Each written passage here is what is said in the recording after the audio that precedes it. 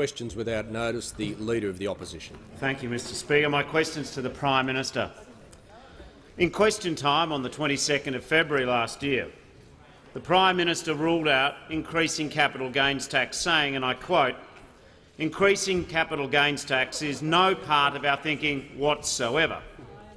Given that Mr Philip Coury in the Financial Review reports today that the government is planning to increase capital gains tax on property, can the Prime Minister confirm once and for all, is the government going to make changes to capital gains tax?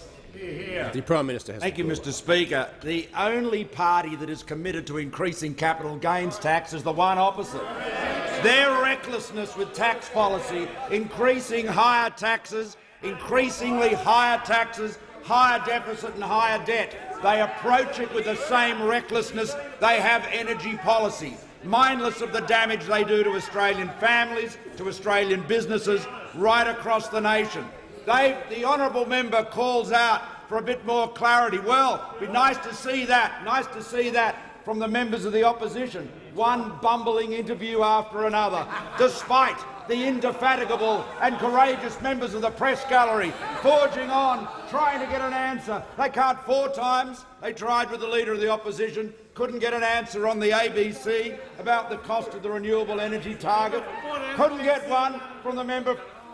The Prime Minister resume his seat. Just before I call the Leader of the Opposition, I caution members about interjecting. I've said what I've said earlier in the week. They all remember it. The member for Sydney's been warned every day this week and this morning at about 9:31. So don't be surprised. If you interject again, you'll be out of the chamber. It's a promise. The Leader of the Opposition on a point of order. Just a point of order of relevance. Yes or no? Are you going after capital gains tax changes? Yes or no? Leader of the Opposition. Prime Minister has the call. Going after capital gains tax changes is the opposition, is the Labor Party.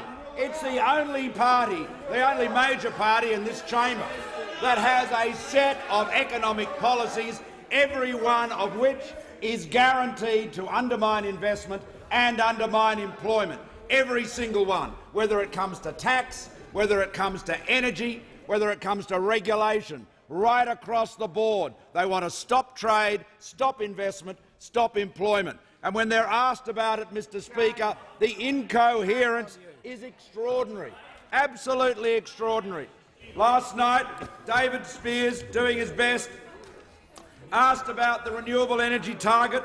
He asked the Shadow Treasurer about the renewable energy target, and he said, "What about the impact to the budget?" Said Mr Spears, "It's a fair question." And this was the answer. Chris Bowen. And the electricity trading scheme post, you know, it. Where some people, where some it cancels each other out, so yes. That's the answer. Members on my right. Mr Speaker, in this age of cyber warfare, has a malevolent hacker intercepted the honourable member's neural circuits and inserted a random word generator? What's going on? What does it mean? Is it in code? We have some of the finest cryptographers in the world. Will they be able to crack it? And Mr Speaker, the extraordinary thing is he's often very coherent. As he said in his book, Hearts and Minds, it's a Labor thing to have the ambition of reducing company tax because it promotes investment, creates jobs and drives growth. The member for Goldstein. My question is to the Prime Minister. Will the Prime Minister update the House on how the government is supporting hard-working families and businesses by ensuring that power is affordable and reliable, including in my electorate of Goldstein? The Prime Minister has the call. Thank you, Mr Speaker, and I thank the honourable member for his question. And everything we are doing is backing the hard-working families and businesses in the honourable member's electorate and in every honourable member's electorate, including the honourable member for Patterson's electorate, who is concerned about the future of the Tomago aluminium smelter at the same time as she's advocating the end of coal-fired energy in the Hunter Valley. It's going to be very interesting. I'd encourage her to have a chat to the management and the workers about how they're going to go without any baseload power. Mr Speaker, the opportunity to get ahead, to find a job, to start a business, to raise a family, those opportunities are what we are building in Australia today. And they depend on the security of energy, of national security, of safety, but above all, they depend on the security of electricity supply. And we've seen in South Australia the consequence of the radical Labor energy experiment. Member for Lyons is warned. The member for Isaac booms out rubbish. It was a rubbish idea, you're quite right. These moments of candour on your part are very helpful. It was a really rubbish idea to have 40% of your state's energy coming from wind power and doing nothing about storage, nothing about backup, except praying that you'd be able to keep sucking energy out of Victoria's brown coal generators. That's not a plan. That is complacency, it's negligence, it's Labor sloth. Mr Speaker, the honourable members opposite, they know very well that their 50% renewable target will drive up the price of power. They know that Australians will have to pay a lot more on their power bill because of their policies, but they won't say by how much. The Leader of the Opposition himself, no financial slouch, formerly a director of a superannuation fund, formerly the Assistant Treasurer, he's a whole history in looking at public finances, but he could not give the answer. He could not give the answer. 4 times he was asked and 4 times he ducked the question until Sabra Lane aptly summed it out by saying, Leader of the Opposition, you're out of time. Mr Speaker, we saw last night too the Shadow Treasurer, and that interview, which is possibly the biggest train wreck of 4 or 5 they've had this week on this subject. That it is. That's right. The Deputy Prime Minister is right. They have been competing to have the worst interview on renewable energy, and the reason why they're so bad is they don't know, they can't say they are heading towards the South Australian catastrophe of unplanned, massive commitments to renewable energy with no idea how to provide the security and the affordability that households and businesses deserve. The member for McMahon. Thank you. Member for McMahon has Thanks, the call. Mr Speaker. My question is to the Treasurer. In question time on 29 February last year, the Treasurer said any increase in capital gains tax would be, and I quote, one big fat tax on investment and a punishing tax on investment. Given the Financial Review reports today the government will increase capital gains tax on property, how can this Liberal government provide any economic leadership when the Treasurer constantly contradicts himself? The Treasurer has the call. Thank you, Mr Speaker. Thank you, Mr Speaker. The only party in this parliament that has a policy to introduce capital gains tax The Treasurer will resume his seat. opposite. Treasurer will resume his seat. Member for Sydney will leave under 94A, and the member for Wakefield's warned. Treasurer has the call. Thank you, Mr Speaker. The only party who's represented in this chamber. And they took it to the last election, Mr Speaker, and they were rejected at that election.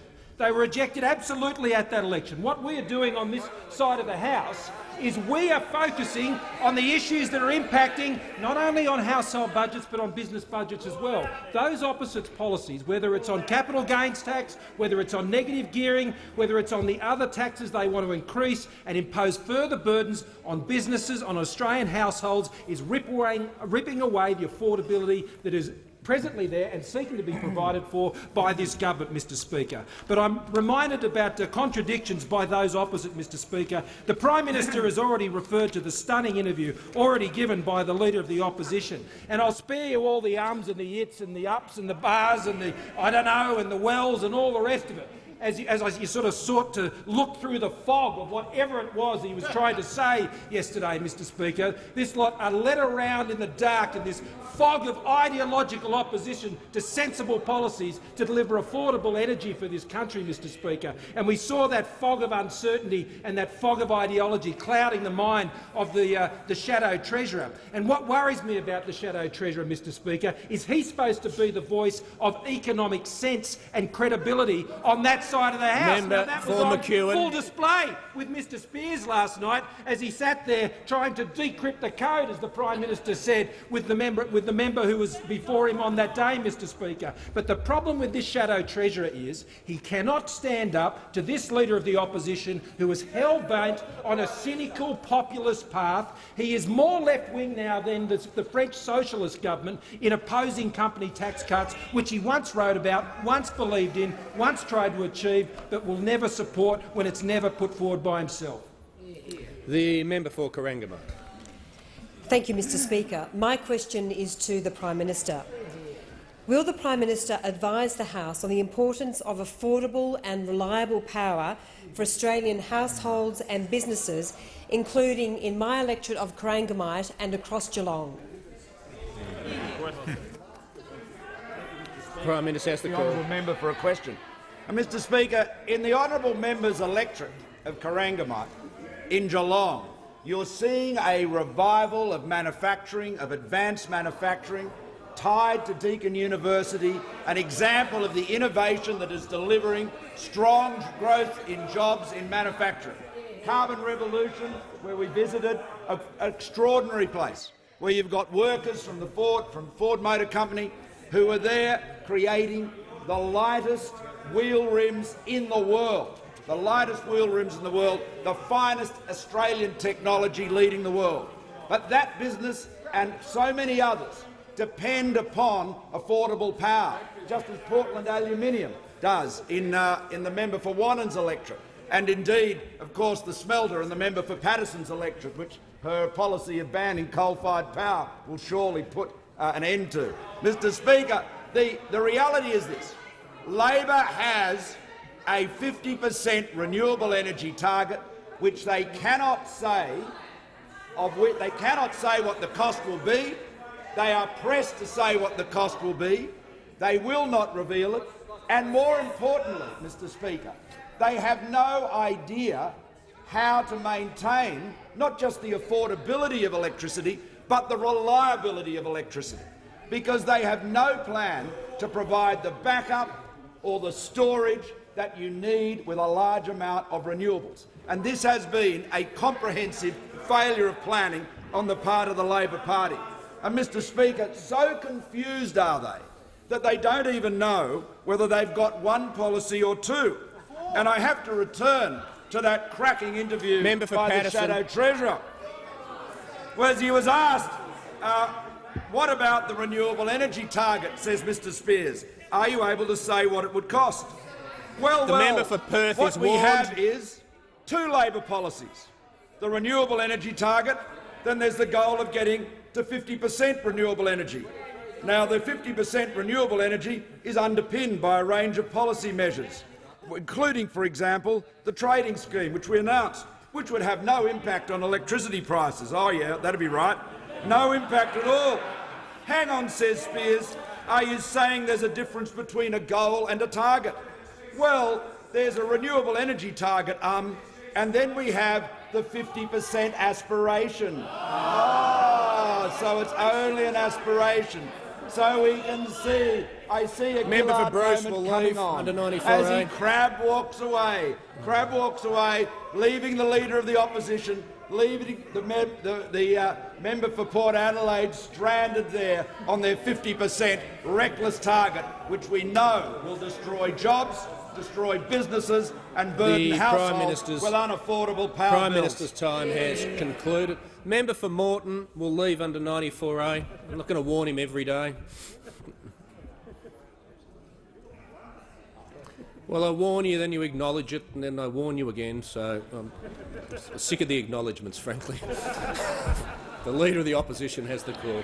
My questions to the Prime Minister. Today the Prime Minister has repeatedly refused to rule out changing capital gains tax. Is the Prime Minister aware that the Finance Minister has ruled out changing capital gains tax? The Prime Minister has the call. The one thing we're all aware of is that the Leader of the Opposition is proposing to impose a 50% renewable energy target on all Australians, shatter Australian businesses, destroy jobs, hurt households, and when he's been asked 4 The times Prime for Minister an will answer, resume his he seat. The Prime Minister will resume his seat. I think I can predict the point of order, but I'll just get in first and say the Prime Minister is entitled to a preamble. The Manager of Opposition Business jumped at the 15-second mark. Whoever was interjecting then, you're lucky the Manager of Opposition Business was in your road. The Prime Minister is entitled to a preamble. I'll ask the Manager of Opposition Business to resume his seat unless he was raising planning to raise a point of order other than on relevance. But the Prime Minister well knows he will need to come to the substance of the question, which was on tax, but he's entitled to a preamble. Thank you, Mr Speaker. The opposition knows and the Australian people know that we are a party of lower taxation. We stand for encouraging investment, for encouraging employment, for supporting the Australian economy as it grows and delivers the opportunities Australians need. And at the last election, the Labor Party went in with a daily double of an increase in capital gains tax and an outlawing, a banning of negative gearing, each of which was absolutely calculated and designed to undermine investment, undermine employment. We opposed those measures then, and we oppose them today. The member for Indi. Thank you, Speaker. My question is the Minister for Environment and Energy. The government tells us Australia should be able to achieve the policy trifecta of energy that is affordable, reliable and secure. And feedback from my electorate is that energy also should be sustainable. Across Australia, there are more than 60 groups developing community energy projects, and the most popular are community solar projects. In Indi alone, there are 24% of households with rooftop solar, and the community initiative Totally Renewable Yakandanda continues to drive amazing change at the grassroots level. My question, Minister, what support can the Minister and the government offer to communities in rural and regional Australia to help us move towards a community energy model? The Minister for Energy and the Environment. Thank you, Mr Speaker. I thank the member for Indi for her question and congratulate her local community for taking positive initiatives to integrate renewables effectively into the grid and to create more sustainable communities. And she has personally told me about the experiences of Wangaratta and Benalla councils who have proceeded with lower energy lighting and the work that is doing to lower their fuel bills but also to lower their carbon footprint. Mr Speaker, at the federal level, the Clean Energy Finance Corporation has been working in the electorate of Indi to support local businesses. In fact, thanks to government support, New Fruit in Wangaratta has installed rooftop solar to supply more than 10% of its electricity needs. Wodonga Rendering and Wodonga Abattoirs can stay competitive as exporters by lowering their costs thanks to a tri-generation plant which provides heat, chilling and electricity as well as lowering emissions. Local apple and chestnut grower Nightingale Brothers will cut its energy costs by 40%. By replacing refrigeration facilities with a new ammonia-based cooling system and smart controls. And of course, the Turnbull government has announced a $5 million solar communities program and the work that is doing to provide up to $15,000 for installing rooftop solar PV. And the key point here is that Australia has the highest penetration in the world on a per capita basis of solar PV. So whether it's through our Clean Energy Innovation Fund and the Southern Cross Renewable Energy Fund, which is investing well over $5 million in GreenSync, an Australian company which specialises in innovative technology for better energy management, whether it's the work we're doing at Coober Pedy and King Island, where diesel is being replaced by renewable energy power systems, supplying over 65% of the island's energy needs, the Turnbull government is getting on with providing increased funding and support for the Clean Energy Finance Corporation and ARENA to undertake important storage and battery storage and pump hydro facilities, as well as local solar initiative projects and supporting businesses lower their fuel costs, as well as lowering the carbon footprint. The member for Maranoa. Thank you, Mr Speaker. My question is to the Deputy Prime Minister and Minister for Agriculture and Water Resources. Will the minister outline to the House the effect of electricity prices increases across agricultural producers and processors, particularly in my electorate of Maranoa, How is the government protecting hard-working Australian businesses and families from unsustainable pressures on their hip pocket? The member for Eden Monaro is warned.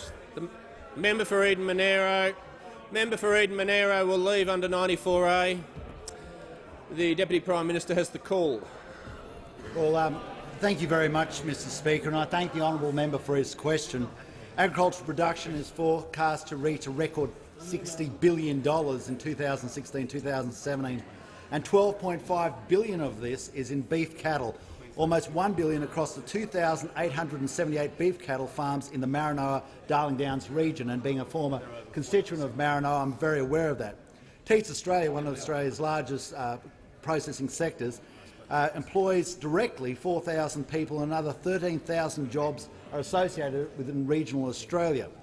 They process around 1.5 million head of cattle in feedlots in Condamine, the Maranoa, Jindalee, in Riverina, Charlton, the Mallee, in processing facilities in Rockhampton, in Capricornia, Beenleigh and Ford, Billawheeler in Flynn, Tamworth, obviously, and that's in the New England, Wagga and Narracourt.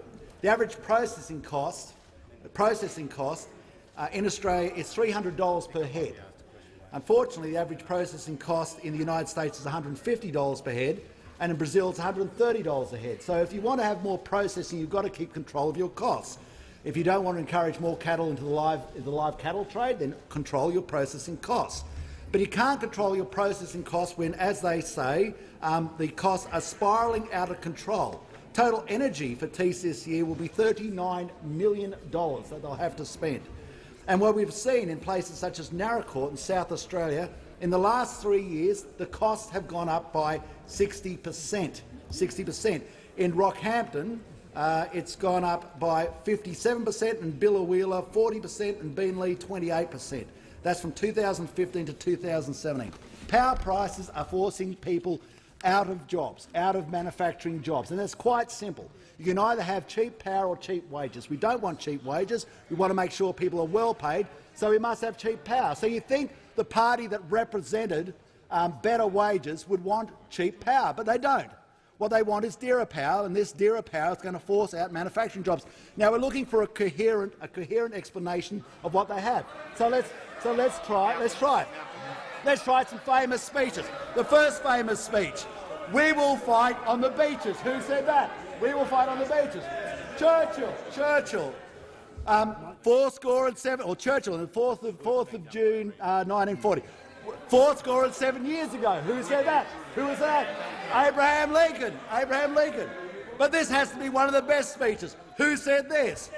And the electricity trading scheme post. You know, where some people, where some it cancels each other out. So yes, who said that?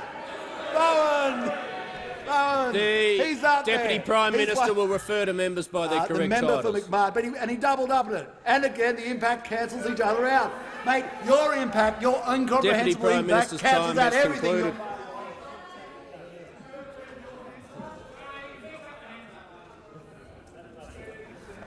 Leader of the Opposition has the call. Thank you. My questions to the Prime Minister. Today, the member for Bennelong repeated his call for reform of capital gains tax and negative gearing. And if the Prime Minister won't listen to first home buyers, will he at least listen to a member of his own backbench saying this system needs to be reformed? And why does the Prime Minister refuse to simply say whether he rules out changes to capital gains tax or not? The Prime Minister has Thank the you, call. Mr Speaker. The Finance Minister dealt with that this morning, and Sabra Lane dealt with the Leader of the Opposition yesterday. What a pathetic performance. Couldn't even say what his renewable energy target would cost, just like he had no idea what his negative gearing policy at the last election would do to housing prices. The reality is, Mr Speaker— The Manager of Opposition Business. Members on both sides, the Minister for Energy and the Environment will cease interjecting. I should have warned him the other day. He's now warned. The Manager of Opposition Business, just as he rose to his feet, the Prime Minister was speaking about negative gearing, which was the subject of the question. So, not sure if he wants to take the one and only point of order he's got now or save it.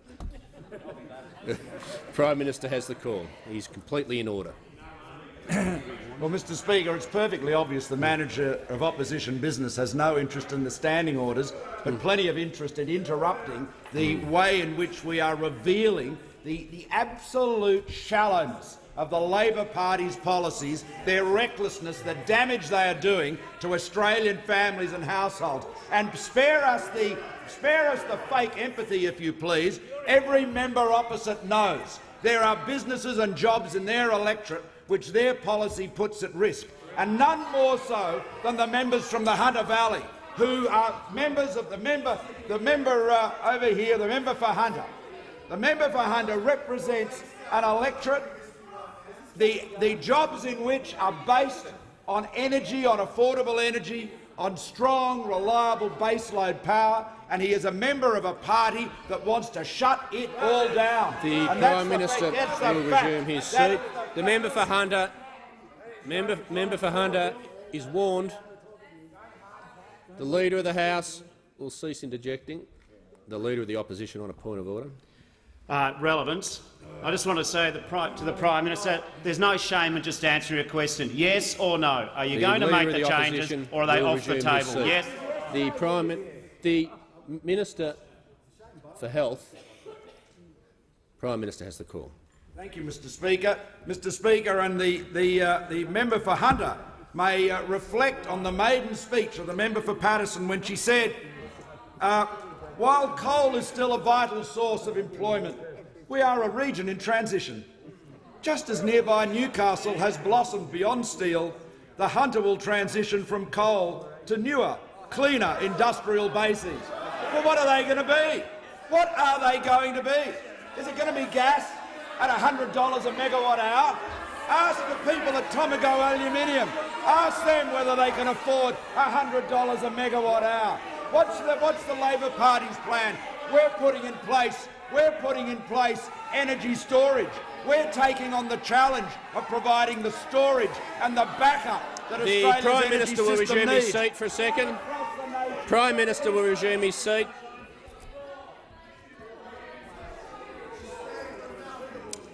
And on that note, the member for Perth who's been warned can leave under 94A.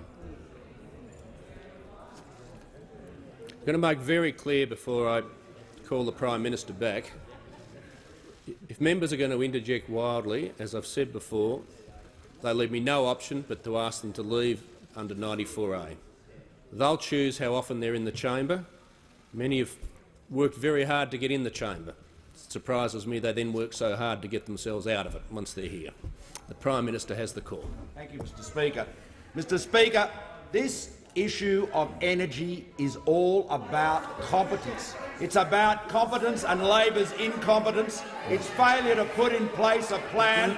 I see members from South Australia interrupting. Well, may they Prime Minister needs to bring himself back to the question of tax in the remaining time. Thank you, Mr Speaker. Mr Speaker, there is no bigger burden on Australian households than Labor's effective tax on energy, which they're imposing, and it's a tax levied by Labor incompetence. The member for Swan. Mr Speaker, my question is to the Minister for Foreign Affairs. Will the Minister update the House on the importance of a pragmatic and credible approach to energy security internationally and in my home state of Western Australia? Are there any alternative approaches leading to an increase in cost of living pressures for hard-working Australians? Minister for Foreign Affairs. Thank you, Mr Speaker, and I thank the member for Swan for his question and note his interest and concern about energy security. Mr Speaker, nations around the world that want to grow their economies need access to reliable, affordable and secure forms of energy. And if they want to be internationally competitive, that is absolutely vital to grow their manufacturing and industrial base. Now, Western Australia is the engine room that drives export income for Australia. And it's essential for our economy, for jobs in Australia, that Western Australia continue to be internationally competitive when it comes to exports. And that means Western Australia needs reliable, accessible, secure sources of energy. Now, Mr Speaker, Western Australia is having to be energy self-sufficient because it is not part of the national electricity market. So this means that at times of high consumption or during hot weather, we need reliable baseload power and can't rely on other states to source our energy. So it's absolutely essential that Western Australia have affordable, reliable baseload power. Fortunately, we have an abundance of natural gas which provides about half of our energy needs and 70% of electricity production in Western Australia. Now, last week, it was revealed that the Western Australian Labor Party intended to introduce a 50% renewable energy target in Western Australia. Now, even Labor's energy spokesman was caught on tape committing Western Australian Labor to a 50% renewable energy target in the middle of South Australia's power blackouts, where that state has a 50% renewable energy target. Now, in the House last week, I said, next thing you know, Mark McGowan will crab walk away and do a Julia Gillard and say there will be no 50% renewable energy target under a government I lead. I was kidding. I didn't think in my wildest dreams that that's what he would do, but deja vu. There he stood, Julia Gillard-like, and said there will be no 50% renewable energy target under a government I lead. So West Australians can be assured that that's exactly what Labor will do. The great Labor lie, saying one thing before the election and doing precisely the opposite after the election. Should Western Australia Labor be elected at the state election, Western Australians will be subjected to the same chaos that we've seen in South Australia. We need reliable energy for our state. The Foreign Minister's time has expired. The Leader of the Opposition. Thank you. My question's to the Prime Minister. Does the Prime Minister rule out changes to capital gains tax? Prime Minister has the call. I refer the honourable member to my previous answer, in which I confirm the statement by the Finance Minister this morning was absolutely correct, and the government has no intention or plan to change capital gains tax or negative gearing. That is our position, has been our position. The only party with a commitment to increasing capital gains tax and abolishing negative gearing is the Labor Party. That's their commitment. It's the investment that they're threatening, the jobs they're threatening, and indeed, Mr Speaker, the real issue today, in addition to Labor's failure on tax, their failure to support investment and jobs, the real issue is their reckless approach to energy policy. They want to get anything, they'll talk about anything except their failure to protect the jobs in the Hunter Valley, in South Australia, and right around Australia, jobs that depend on reliable and affordable energy. Labor is incompetent. It has failed to put in place the measures to protect those jobs. And here he comes, the defender of the biggest glass door in Australian politics. Prime Minister will resume his seat. The Manager of Opposition, the member for McMahon. Has the Prime Minister concluded his answer? Okay, Manager of Opposition. So are you, the member for McEwen. You can leave under 94A.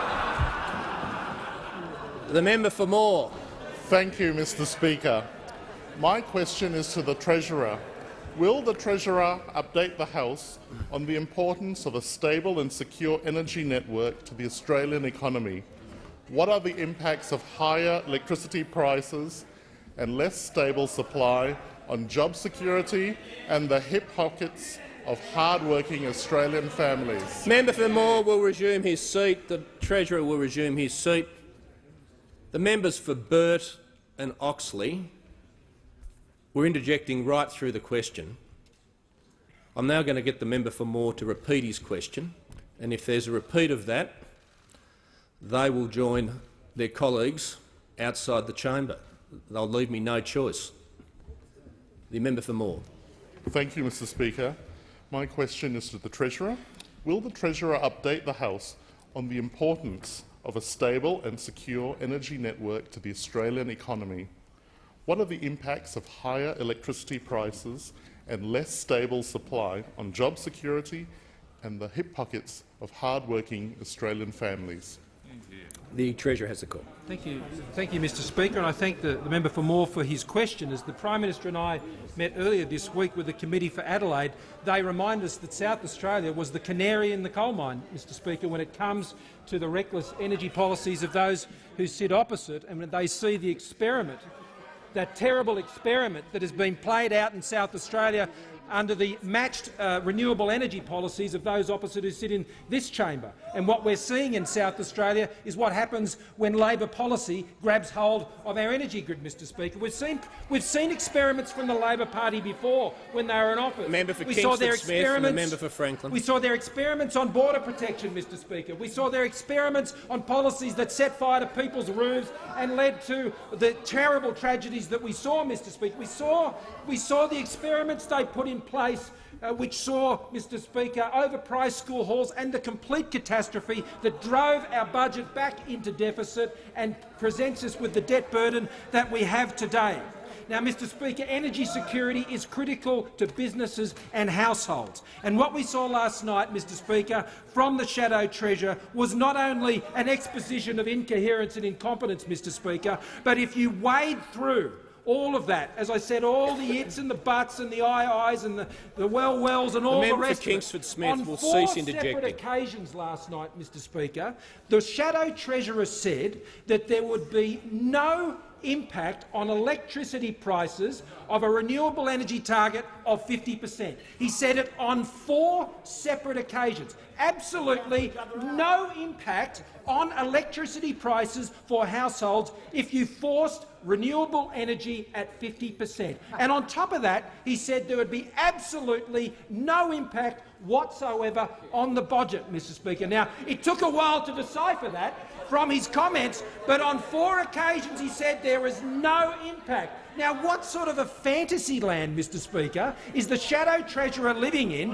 when he thinks if you force the investment in renewables, and I don't know where he thinks the subsidies are going to come from for the $48 billion of additional investment that needs to be made, or how he thinks that's going to flow through into energy prices for householders. But is it any wonder that those opposite think that that's some sort of sensible policy in the alternative reality in which they live, where they think that it'll have no impact on electricity prices? The Shadow Treasurer has given the Leader of the Opposition a blank cheque when it comes to reckless renewable energy policies and abandoning the bubble approach that has been pursued by this side of the House. Mr. Speaker, the coalophobia of those opposite, treating coal like it's some great Jabberwocky, is very concerning. It's going to cost jobs, and it's going to cost jobs, Mr. Speaker, and it's going to cost business. The Treasurer's time has expired.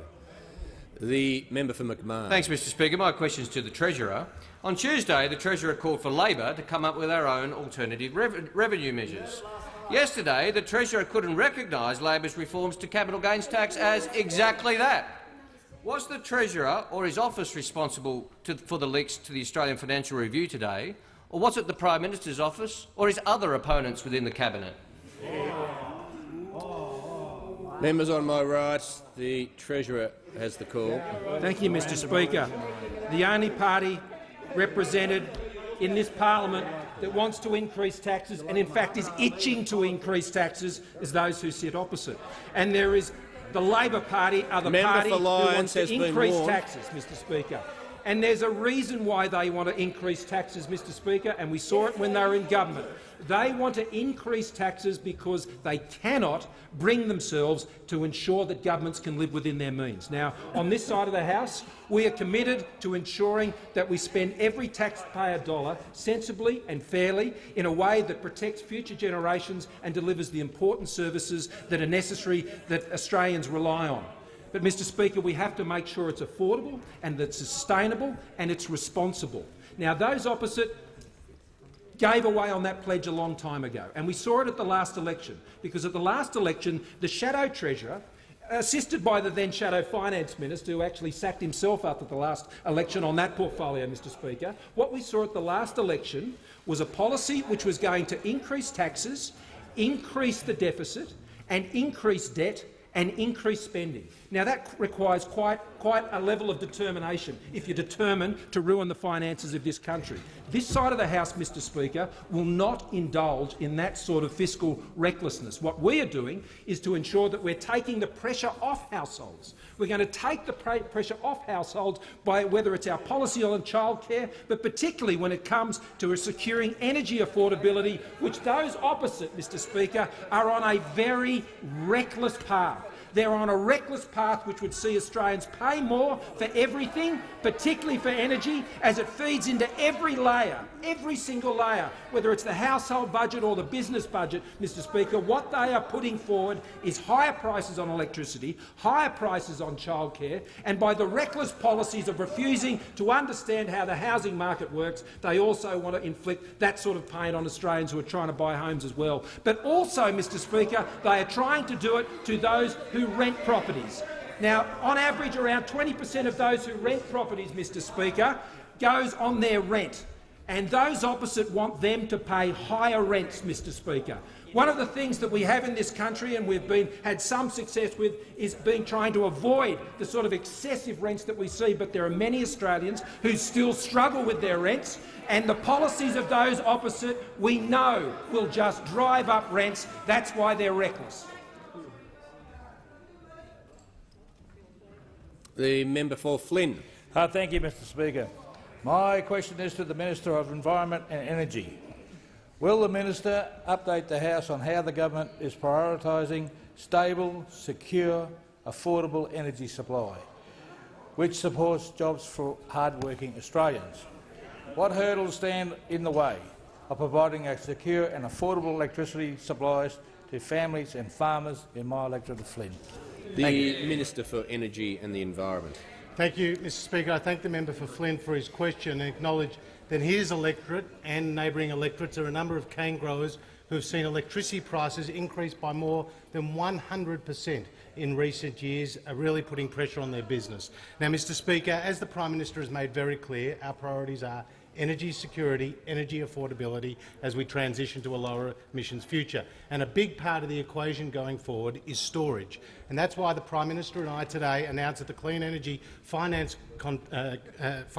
Corporation will be contributing $54 million to the Kidston Renewable Energy Hub to ensure that a large solar project can go ahead and that a feasibility study can be undertaken to be co-located with a pumped hydro, 250 megawatt pumped hydro scheme. This is on top of more than $200 million we have already committed for storage-related projects. Now, Mr Speaker, when it comes to energy policy, those opposite are very confused. You can imagine it this. 18 months ago, the member for Port Adelaide goes over to the Leader of the Opposition and says, look, we've got to out-green the Greens, let's get together and work out our energy policy. And the member for the Leader of the Opposition says to, why don't you go and speak to the member for Watson, find out where we should do it. Goes to speak to the member for Watson and says, I've got a great idea. Let's have an off-site. And I know where to go. Let's go to Thredbo, Mr Speaker. Let's go to Thredbo. And then if you don't like that, let's go to Uluru, Mr Speaker. And let's go and have an off-site and let's come up with some policies to out-green the Greens. And then the member for Port Adelaide, says, I've got an idea, a 50% renewable energy target, Mr Speaker. And then the member for Sydney says, let's not call it a target, let's call it an ambition, Mr Speaker. And then the member for Hunter doesn't like a target, doesn't like an ambition. The member for Target said, let's call it an aspiration, Mr Speaker. And then the member for McMahon wants to be outdone. The member for McMahon comes out and he says, let's not call it an aspiration, let's not call it an ambition, let's not call it a target, let's call it an objective, Mr Speaker. An objective. But then the member for Watson, he always has to have the last word, the member for Watson goes out on Sky and he says, oh look, it's not an ambition, it's not an aspiration, it's not a target, it's not a target. You know what it is?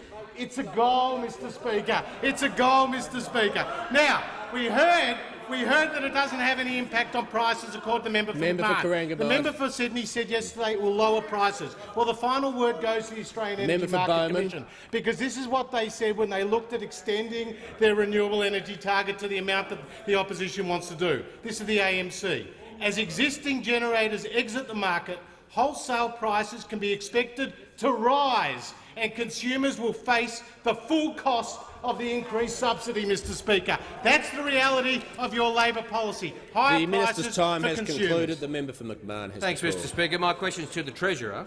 Why should Australians believe the Treasurer when he says the government is not considering changes to capital gains tax, given that just this week the government has claimed that the National Disability Insurance Scheme was at risk and not at risk, tax increases are being prepared by the government and not being prepared by the government, the Abbott government zombie measures were being retained and also being dumped. How can this Liberal government provide economic leadership when the Treasurer every day contradicts himself? Treasurer has the call.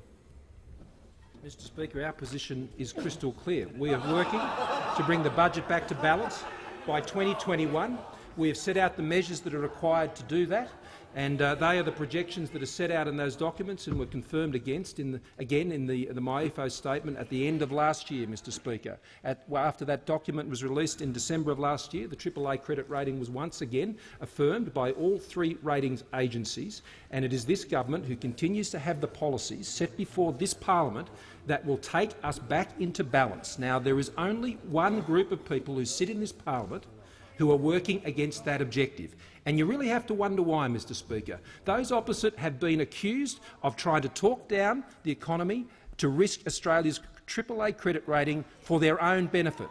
Now, I haven't made that statement, Mr Speaker, but I can understand that suspicion. But it'd be a pretty dog act, Mr Speaker, for those opposite to be seeking to frustrate the savings measures of this government to purely pursue their own cynical political objective of trying to force a downgrade of the AAA credit rating, Mr Speaker.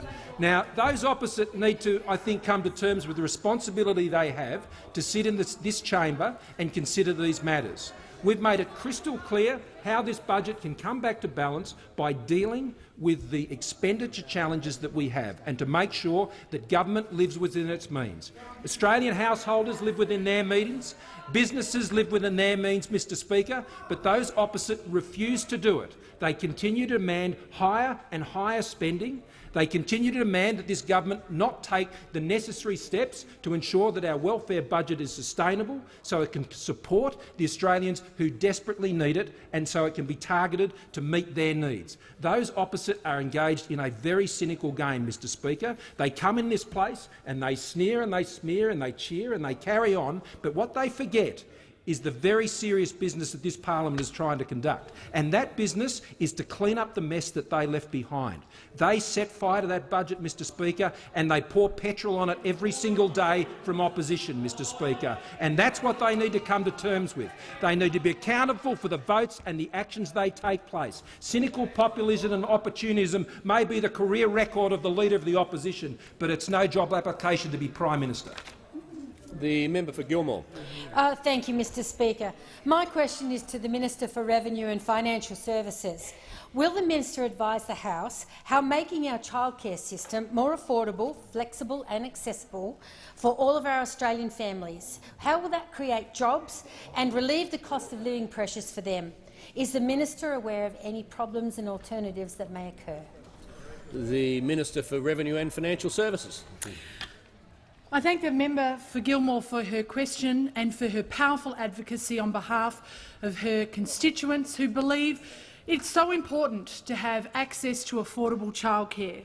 She, like them, knows that access to affordable childcare means that mothers and fathers who want to increase their work hours, who want to spend time studying or training, or want to in fact return to the workforce, are able to do so and that there is no barrier in place.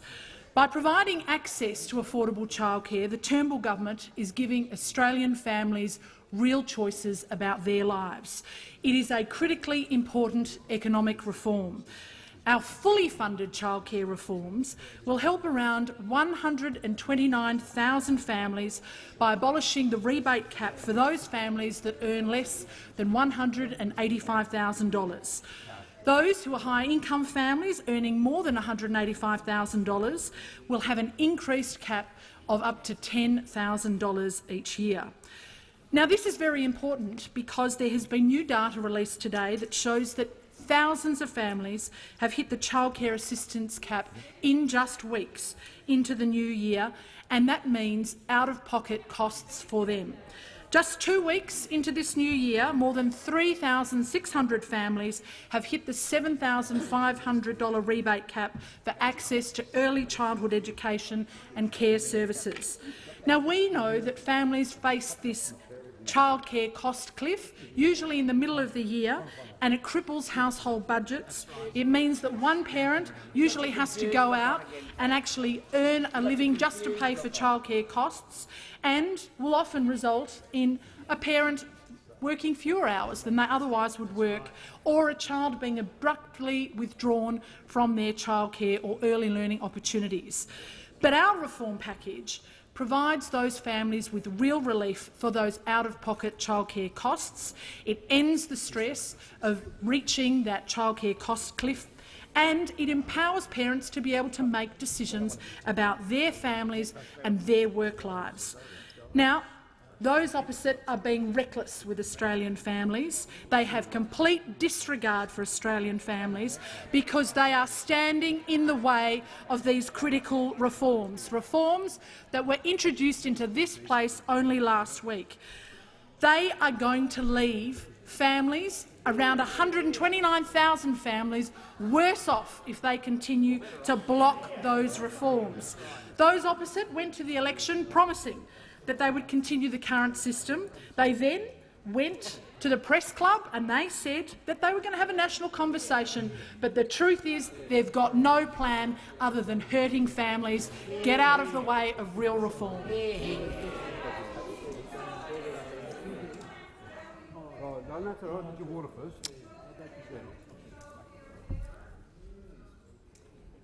When you're finished, the Leader of the Opposition. My questions to the Prime Minister. Has the Prime Minister's office, the Treasurer's office or the Finance Minister's office, any junior Treasury Minister's office, requested any advice or any modelling in relation to capital gains tax changes? The Prime Minister has the call.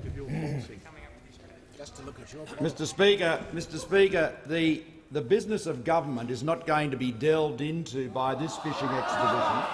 The reality is that, as the honourable member knows, the honourable member knows, Treasury officials.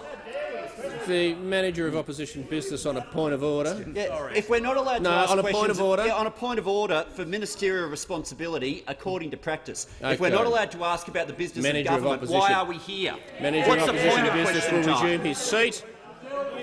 The member for Isaacs has been warned. The Prime Minister has the call. The government has been paying very close attention to the damage that would be caused by the capital gains tax proposals of the Labor Party and the impact that would have on investment, on incentives, and indeed so damaging would Labor's approach to capital gains tax be, that we, recognising that, we have actually gone further to provide exemptions from capital gains tax to encourage investment in early-stage companies.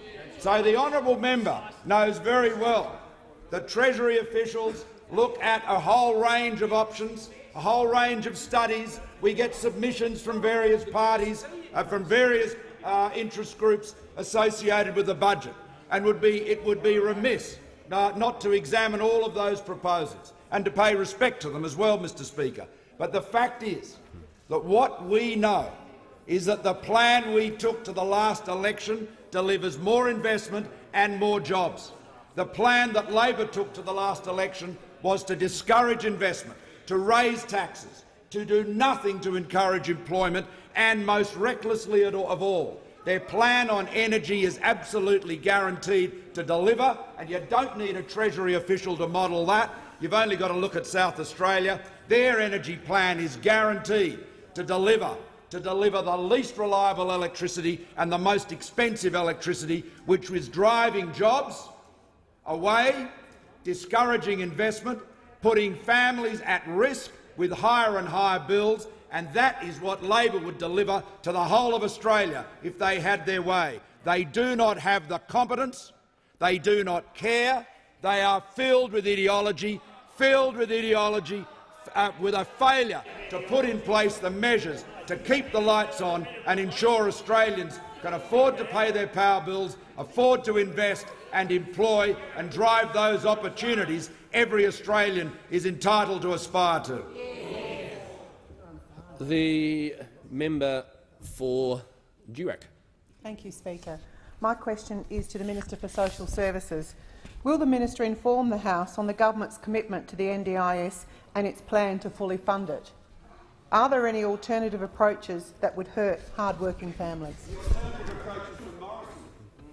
The Minister for Social Services. Thank you, Mr Speaker, and I thank the member for her question. Of course, the member knows that the NDIS is a massive reform project, and the member knows that even the most worthy and important expenditures on reform have to be paid for. The member knows that they can either be paid for through savings or taxes or borrowings. And of course, the government's commitment to the NDIS is absolute. We're also, of course, determined to try and fill the funding gap left by members opposite of $4 billion with savings rather than taxes or borrowings. And the member also asked about alternative approaches. And I think one was illustrated by an answer that the Leader of the Opposition gave again to Ms Sabra Lane on radio yesterday morning. And the question was put to the Opposition Leader, Labor never fully explained how it would pay for the scheme.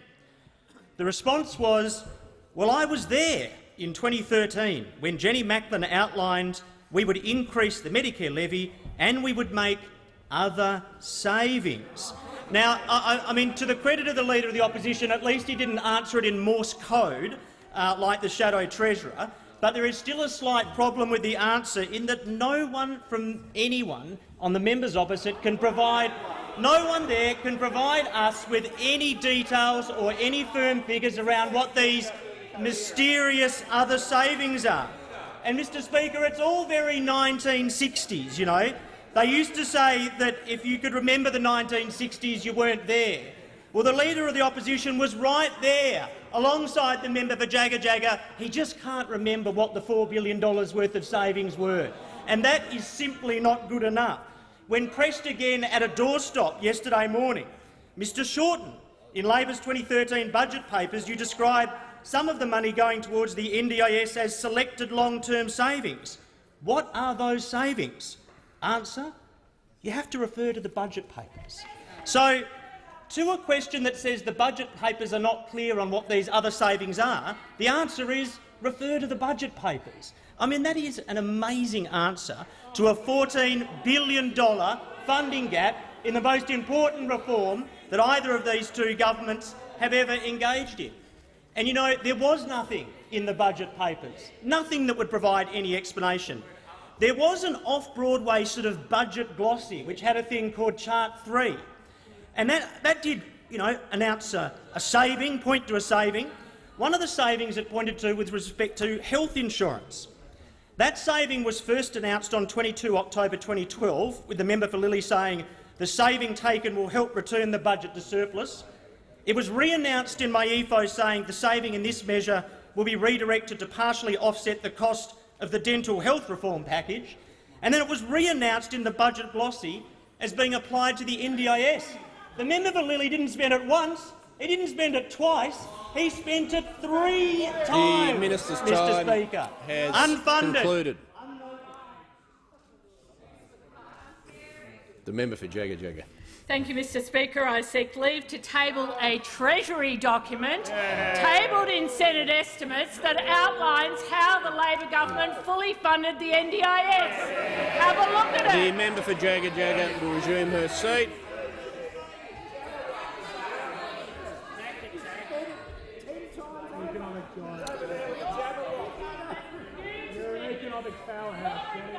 Does the member for Jagga actually want me to ask whether leave's granted, or do you... All right, are you ready? Is leave granted? Leave's not granted. The member for Port Adelaide. Thank you, Speaker. My question is to the Prime Minister. The Melbourne Energy Institute has found that your plan to build new coal-fired power stations would cost $62 billion. Given that this cost would have to be passed on to households, will the Prime Minister confirm the cost of his coal plan announced at the National Press Club as $62 billion? The Minister for Energy and the Environment.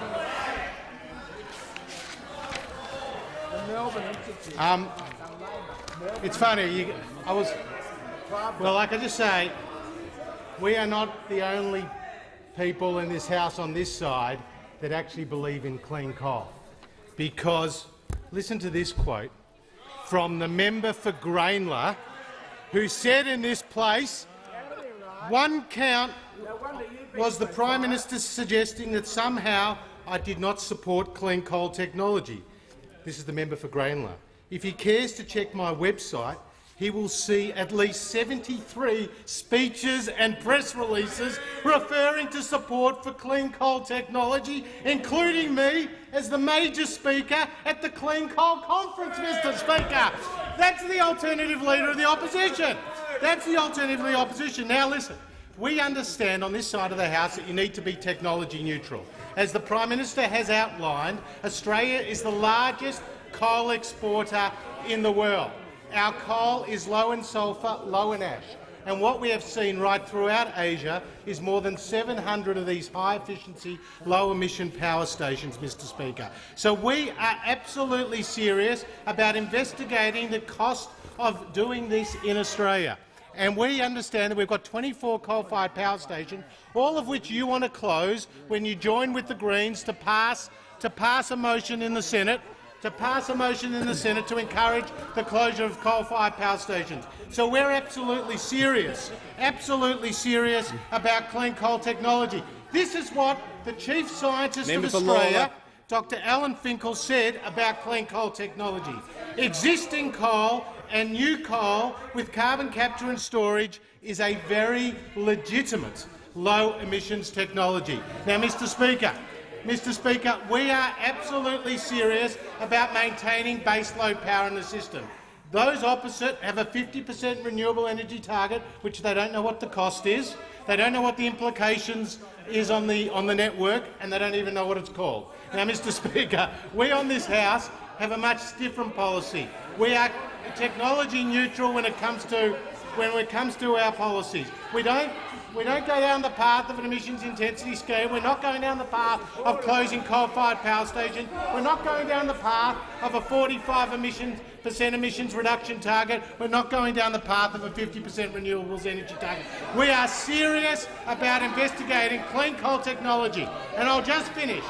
The CO2 CRC Cooperative Research Centre in Melbourne looked at the levelised cost of a new coal-fired power station and found that it can actually be cheaper than gas and wind.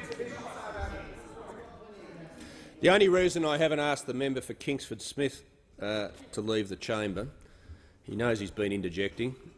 I've asked him a couple of times to cease interjecting. The only reason I haven't is he is not a serial offender in that regard. But he won't interject again. He won't interject again for the rest of question time. The member for Mackellar. Thank you, Mr Speaker. My question is to the Minister for Justice and the Minister assisting the Prime Minister on counter-terrorism. Can the Minister update the House on threats to community safety posed by illegal firearms?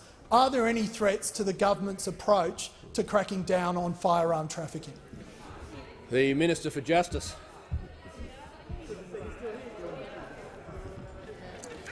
Thank you, Mr Speaker. Thank the member for Mackellar for that question.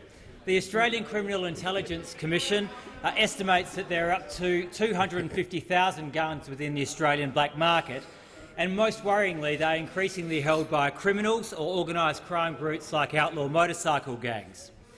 And this pool of weapons poses an ongoing threat to community safety.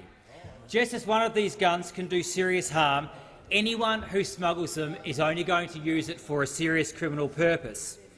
Now, the latest information we have is that guns are used in 11% of murders, almost 20% of attempted murders, 6% of kidnappings and nearly 7% of robberies. And criminals in every Australian jurisdiction are using illegal firearms to protect their criminal interests, to strike fear and intimidation and to commit acts of violence and crime. And this is why we on this side of the House are committed to taking tough action against people who smuggle guns. On Monday night in the Senate, we introduced a bill that was debated in good faith, and the government supported amendments to further increase the maximum penalty for gun smuggling. But astonishingly, the Labor Party stripped away the most important element of that bill, a mandatory minimum sentence for gun smuggling, because we believe on this side of the House that if you smuggle a gun, you should go to jail for a long period of time. But apparently Labor don't believe that, and they don't believe that, and their explanation is that it's long-held Labor policy. They always oppose mandatory sentencing. It's a principle that they would never deviate from, which is interesting because I've come across this document, A Secure and Fair Australia, brought to us by Julia Gillard and Labor, from 2010, and in it it says, in May 2010, Federal Labor introduced tough new people smuggling offences. These include penalties of up to 20 years imprisonment and mandatory minimum terms. Now, the Shadow Minister for Justice was asked about this in an interview on Sky News, and she said, "Oh well, that was a long time ago. That was a long time ago." Well, it wasn't that long ago. This document was brought to us by the member for Gorton. The member for Gorton. So it's not that long ago, and supported by none other than the member for Parramatta, who said at the time, importantly, this bill extends mandatory minimum penalties for people smuggling. I am proud to support this bill because we must stamp out the organised crime of people smuggling. It was also supported by the member for Morrison. I doubt he's still here. But the amendments, and he said in the debate, the amendments demonstrate that the Rudd government is serious about stopping people smuggling. Well, we're serious about stopping gun smuggling. That's why we want a mandatory minimum sentence. And if you were serious about gun smuggling, you would have supported the measure. Concluded. The Manager of Opposition Business. Thank you, Speaker. My question is to the Prime Minister. I refer to his earlier answers where he has defended his industry ministers, describing One Nation as more sophisticated.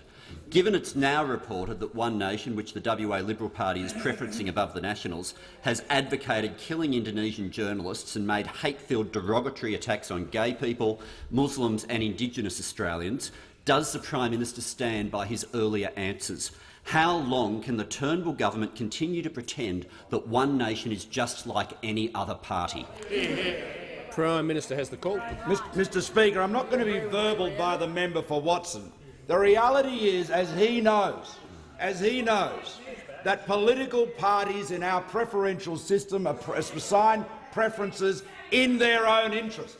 And I may as well ask, Mr Speaker, whether the member for Watson agrees in free heroin, whether he agrees in abandoning the American alliance, whether he agrees, for example, Mr Speaker, in loosening Australia's gun laws. I think not. The Gun Fishers and Shooters Party was preferenced by the Labor Party in the Orange by-election just recently, ahead of the National Party. The reality is that all political parties in Australia, particularly at the federal level with compulsory preferential voting, allocate preferences in their own interest. And when we allocate preferences, we do so for the purpose of ensuring that more Liberal and National members are elected to Parliament. That's our objective. The Prime Minister resume his seat. Has the Prime Minister concluded his answer? Okay. The Leader of the Opposition on a point of order. Relevance. Why is this Prime Minister the Leader of the Opposition putting his own interest? Resume his seat. The Leader of the Opposition will resume his seat.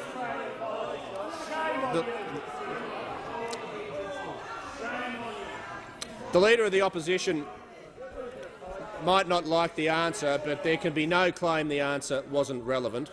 the Prime Minister is completely relevant to the question. Mr Speaker, what we saw there was the biggest glass jaw in Australian politics.